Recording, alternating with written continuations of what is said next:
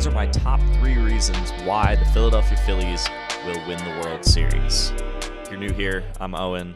I am the social media manager for the Lehigh Valley Iron Pigs, huge Philadelphia sports fan, and we've had this channel for over 5 years now, since I was in high school, talking about Philly sports in a positive way, because that's something that Philly sports, if you haven't noticed, lacks sometimes. So, this is, speaking of some positivity, this is a real positive video. The Phillies are really good, and they can win the World Series. Glad you're here. Let's get into it.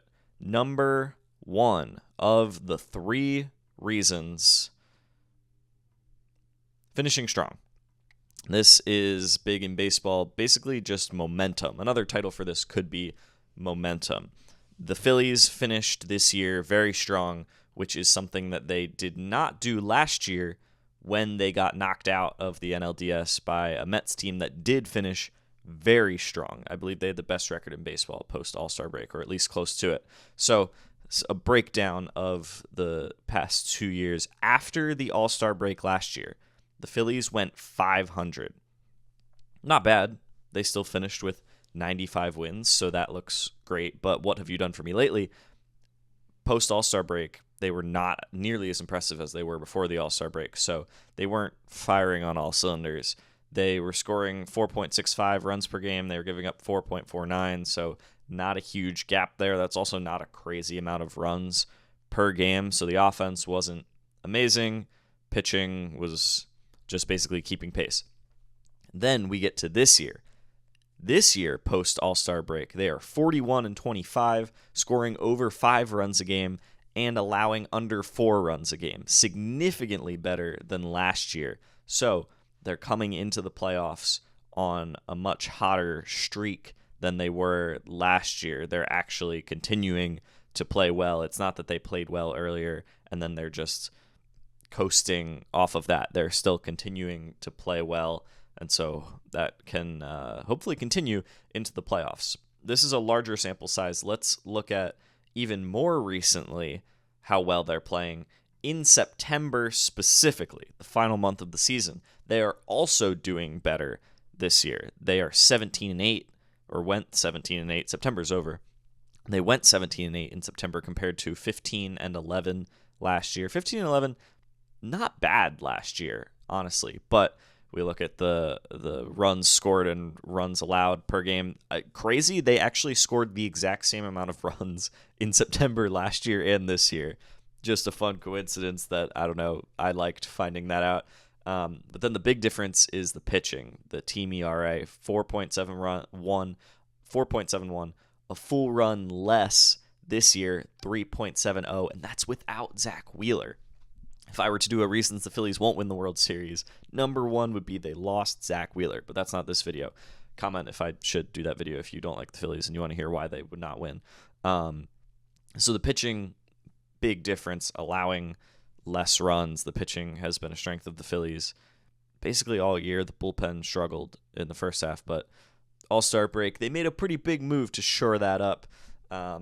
It's not one of the 4 reasons, but the bonus 4th reason, if I were to do 4 instead of 3, would be trading for Johan Duran. That was just massive for their lineup.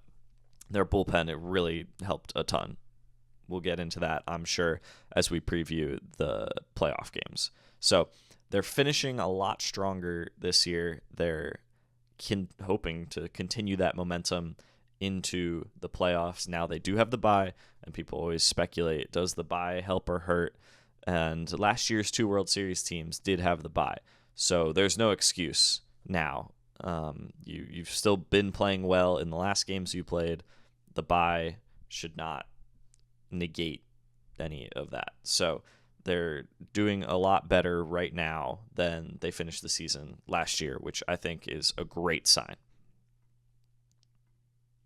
Reason number 2, the bottom of the lineup. This lineup has depth, and that is so huge in baseball because it's the sport that you can least rely on just one guy to carry your team, 1 or 2 guys. You need a full team effort. Everybody has to be contributing because there's only one guy up at the plate at a time. And especially in the second half, again, the bottom half of the Phillies lineup has really clicked. So we're going to look specifically at the lineup can change slightly, but these are the 4 that I picked as the Phillies 6 through 9 hitters primarily. Again, lineups change. This isn't like set, but these are the 4 that I identified that are going to be bottom half of the lineup and have been major contributors and really turned it around from some pretty bad starts to the year for all of them.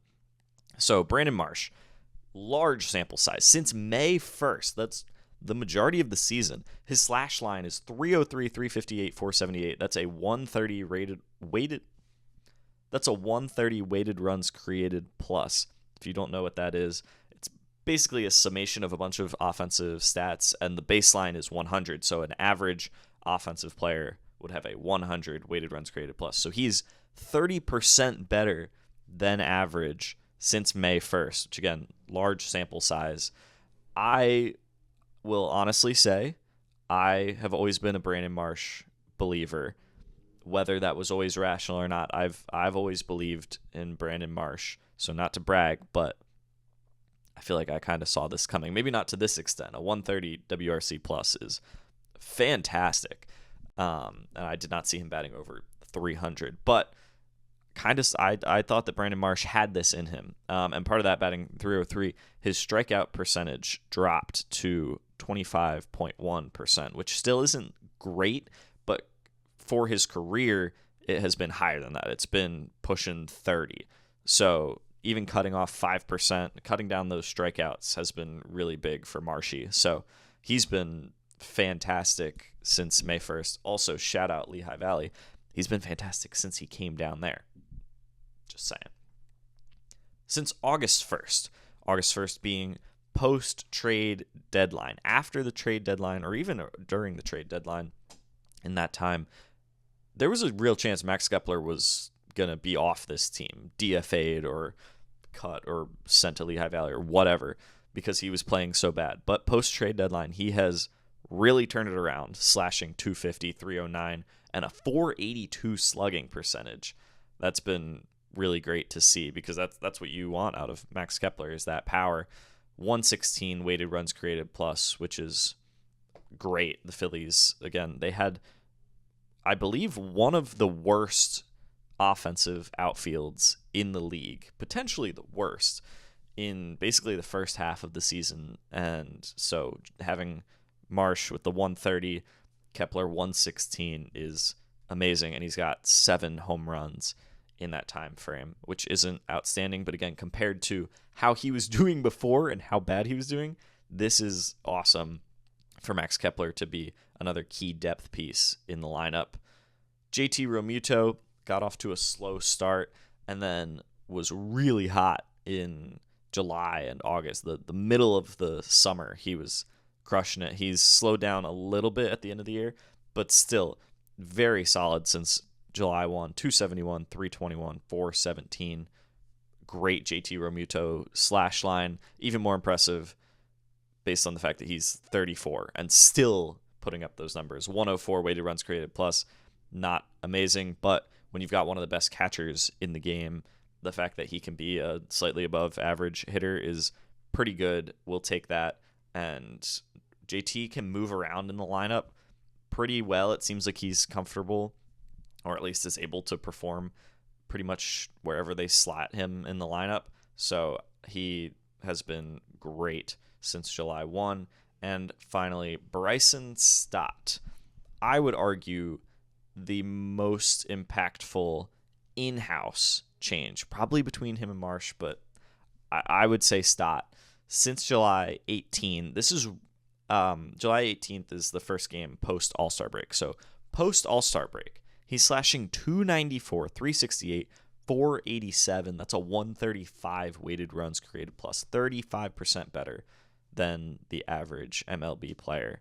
And I didn't exactly pinpoint when this happened, but he made an adjustment sometime mid-season where he just lowered his hands.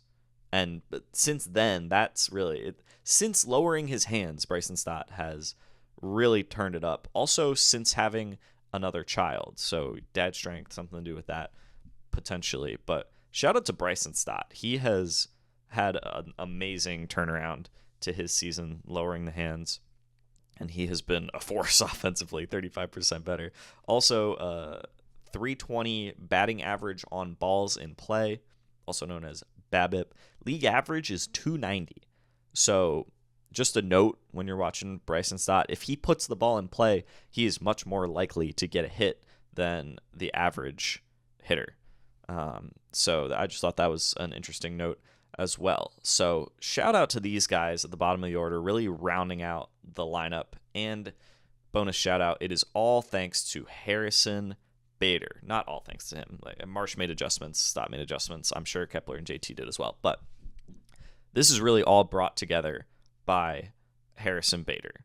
Acquiring Harrison Bader basically completed the Phillies lineup. You complete us, Harrison Bader. He just fit in so perfectly. Obviously, he played amazingly well, but also it allowed everyone else in the lineup to slide into good spots that it just feels like this lineup works now, that he was that missing piece. And since his arrival, the whole outfield has been amazing. Obviously, Harrison Bader has been fantastic. And then Marsh has been good since May 1st, as we looked at. Kepler has turned it on post-trade deadline of acquiring Brandon Marsh. It bumps Stott and JT. They're not in as pressure-filled spots in the lineup. Nick Castellanos is the only one that has. Nick has not been good. But we know that Nick can get hot at any time. So you never know in the playoffs. There could be a couple games in a series where Nick Castellanos just goes ballistic, and then we forget all about his second half. So shout out to Harrison Bader. Really just helped put all of this together. Would not be possible without him. Third and final reason, home field advantage. Citizens Bank has been called 4 hours of hell by opponents.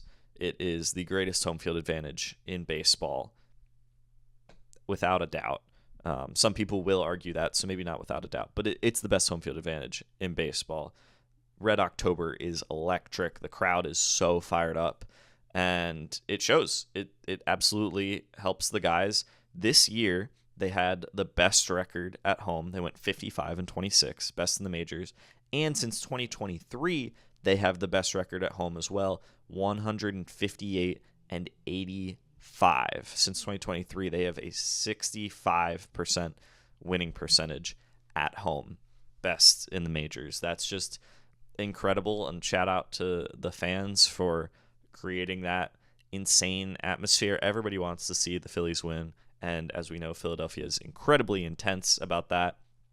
The crowd gets just so electric. I'm going to Game 2 of the NLDS on Monday with other Iron Pigs people, and I'm so excited. It's just going to be electric. If they lose Game 1, it's going to be incredibly tense, but still electric. So hopefully they win Game 1 so we can go into Game 2 with good vibes. So yeah, the Citizens Bank Park crowd is insane. They have the best reactions, and just throughout the game, the volume. That's why it's 4 hours of hell. It's not just that they go crazy when the Phillies hit a home run.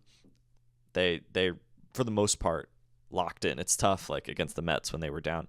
It's tough for them to be like fired up the whole time. But as soon as there's even a flicker of hope, a glimmer of hope, the crowd is into it. All it takes is one hit to get the people up, and then next thing you know, a rally's starting. So home field advantage, a huge piece of this. And the Phillies have home field in every series except for against the Brewers. They had the second best record in baseball. So if they play anyone except for the Brewers, then they will have home field advantage in that series. So that's going to be a huge advantage for the Phillies.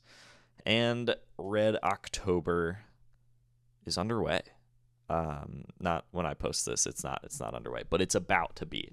The Dodgers beat the Reds. We know that the Phillies are playing the Dodgers in the NLDS, so the matchup is set. We're locked and loaded to go. The team finished their intra-squad scrimmage game to stay hot. That 31,000 people attended. They sold out a inter-squad scrimmage, which is insane. Again, the Red October, the Philadelphia fans, it's amazing. More people showed up to that game than game one of the Cleveland Detroit ALDS or AL wildcard, sorry, in Cleveland. Only 26,000 showed up to that. 31,000 people, dude. It's insane.